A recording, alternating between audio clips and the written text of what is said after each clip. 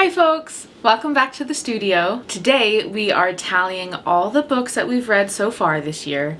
We're checking in on the 2024 book challenge, and we're going to share our thoughts and insights on the books that we have read this year. If you're watching this video and you don't know what the 2024 book challenge is, we've already posted that video a little while ago. This is the halfway point check-in, so we'll leave a little link and go check that video out. So grab a spot of tea and let's dive in.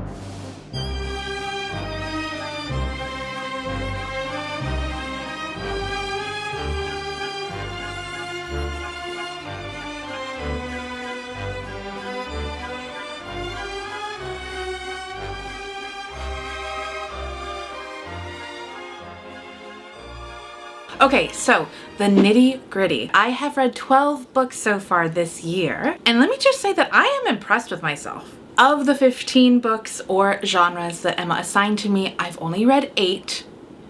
And I don't know if I'm being too easy on myself, but seeing as to how I've managed to read just over half of that assigned reading, and we're halfway through the year, I'm taking it as a good sign, even with the 800-pager still left on my TBR. And with all of those stats, it means that I have read 4 extra books that weren't on the list because I just wanted to, which is exactly why Emma and I do this challenge, is to like reinvigorate and keep our love of reading alive. So I think like that's a big win. So my TBR includes the following: Anne of Green Gables, which is currently in progress, Great Expectations, 1 nonfiction book, also in progress, 1 book over 800 pages.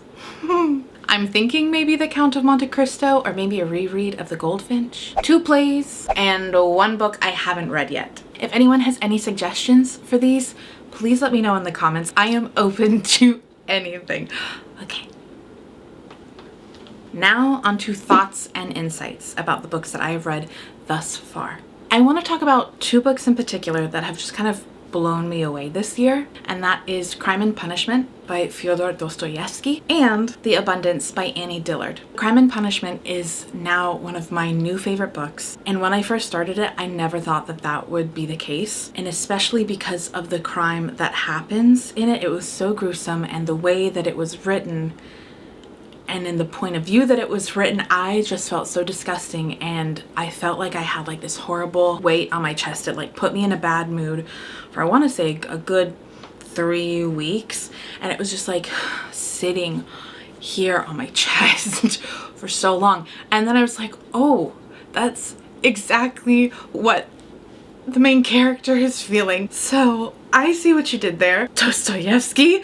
I see. And then when that realization happened, I had become so invested in Rodya and Razumikin and Sonia that I compartmentalized all of that and that crime and the bad stuff, and I found myself kind of living very similarly to the protagonist. I wept through most of the novel and laughed, cheered, and blushed through the remainder of it. I very much felt like my heart was on display and that Dostoevsky was taking careful note. We were having heated discussions, you know, like it was very much like heated discussions through space and time, Dostoevsky and I. I just really love that one. It was so masterful. Highly recommend if you haven't read it, or maybe if you have, like if you were forced to read it in high school and you didn't like it, maybe revisit it. Maybe things have changed. If not, that's okay too, but who knows. I love it though, and no one will be able to tell me otherwise. The Abundance, the other book that really blew me away by Annie Dillard, was purely an accident. I was trying to find something that was eclipse related for a video that we were putting out for the eclipse in April, and I found this essay online, and I only got to read a short passage of it before there was like a paywall. So I was like, let me just go to the source material. And so I checked it out from the library, and it is so beautiful. Like, it's one of the only, there are 2 things in my life that I've read that makes me view the outside world differently, in a different way, and kind of consciously so. This is one of those literary works that has done that. I don't want to say too much because I want to avoid cliches, and I want anybody who hasn't read this collection to just experience it on their own and come to their own conclusions and just love that language without any pressures from the outside world. Okay, please, if you haven't done so, like read these narratives. So good. Okay, so the nitty-gritty for me, Emma. At this point in time, I have finished 8 whole books, and that feels really good for me because what I was doing before, or in my head, is I was thinking a book a month. That's pretty good, right? So this is a little bit more than 1 book a month, and I'm very proud of that. So far, I've only managed to check off 2 of the 6 requirements that Hannah has assigned to me for our challenge. A graphic novel, which I've actually read 3, so that's pretty good. I've read Habibi and 2 out of the 3 in a series from local author Brenna Thumler, Sheets and Delicates. The last one I haven't read is Lights, but I'm hoping to save up and get a really cute like collector's edition box set of that just to support Brenna, and that way I can always have those wonderful novels for my perusal. Keeping with the theme of going above and beyond, the other second selection that I have checked off of my list that Hannah gave me, she provided me with a choice. Harry Potter or City of Bones. I read both, and I'm very proud of that.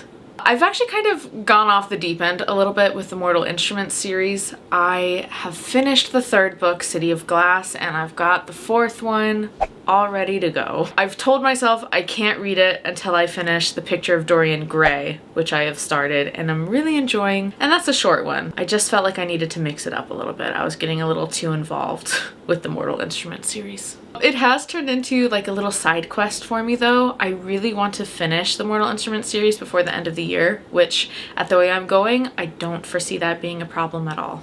Okay, so back to the challenge that Hannah gave me. There are a couple things I have in progress that I hope to count towards the list. One is a collection of poetry from E.E. Cummings that I've had for several years and I just, for whatever reason, haven't read. So I am working my way through that one. Also, for the something ancient slot in the list, I've started reading the Tao Te Ching. I am really doing a deep dive in traditional Chinese medicine and Qigong, and this just fits beautifully into all the work and lessons I'm doing. It's a very foundational text, and there are a lot of translations out there. This is just one, and I know in the future I will be kind of acquiring various other translations of this book, but it's just a good jumping off point for me. I also realized I can check off another thing from Hannah's list, and that is something in our little storage bins that we got from the Great American Book Sale last year. That is, I believe it's a collection of stories and essays from author Robert James Waller, and I realized I'm actually kind of close to finishing that, so I will definitely be counting it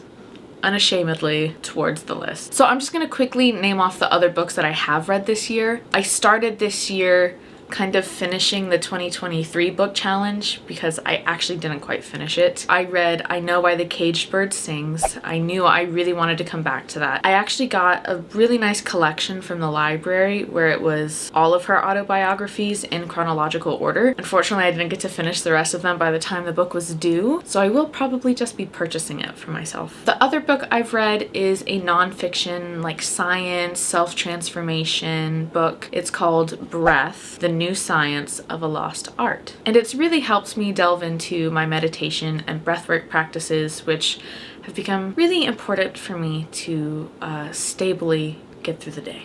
That kind of leads me into my thoughts and insights. I can continue with that book. While some of the practices were very extreme and not really applicable to current modern day life, I really appreciated learning about the scope of practices that one can do, and who knows, maybe at some point I'll do some of the extreme ones. Maybe I'll go on a retreat one day and heat some mountain ice just with my breath, because apparently you can do that. I also want to circle back to the graphic novel Habibi. That was one of the early ones I read this year as well. It's a very thick graphic novel and I was really proud of myself for getting through it. It really felt like a treat. It was one of those books every time Hannah and I went to the library, it would catch my eye. The cover is embossed and it has like a really nice texture, and it just feels really substantial when you're holding it and reading it. It's got themes of astrology, alchemy, and multi-generational storytelling, but also healing that are really important and I think are just kind of universal to a lot of people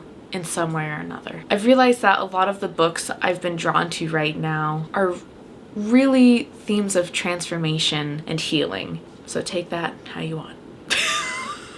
I know I haven't read nearly as much as Hannah, and that's okay. I'm going at my own pace and I'm really truly enjoying the journey. And like Hannah said, that's the point of this challenge. That is why we started doing this challenge, to love reading again and to explore this side of us. We follow these nudges and we guide ourselves towards whatever we're feeling in the moment. And I've noticed that we both, when we're reading a book, we really love to talk about it. And it's a lot of fun sharing these ideas and lessons with each other. And then it's giving us ideas for the future, like, oh, Hannah really liked Crime and Punishment.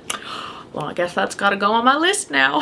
Personally, I think our two styles or approaches for this reading challenge can hopefully be inspirational to those of you who would like to start reading more or just continue the love of reading that you have. You don't have to read a lot to consider yourself a reader. So that wraps up our 2024 halfway check-in reading challenge checkpoint thing. We're so excited to see where we end up in December. If the first half of the year was any indication, the remainder is going to be a lovely, gentle, inspiring journey to the end. Please, please, please tell us what you're currently reading, what's on your TBR, and if you have any recommendations, we would love to hear from you. Anytime we get to talk about books, we're gonna geek out, so please indulge us. Thank you for hanging out with us. Take care of yourselves and take care of one another. All right. Bye.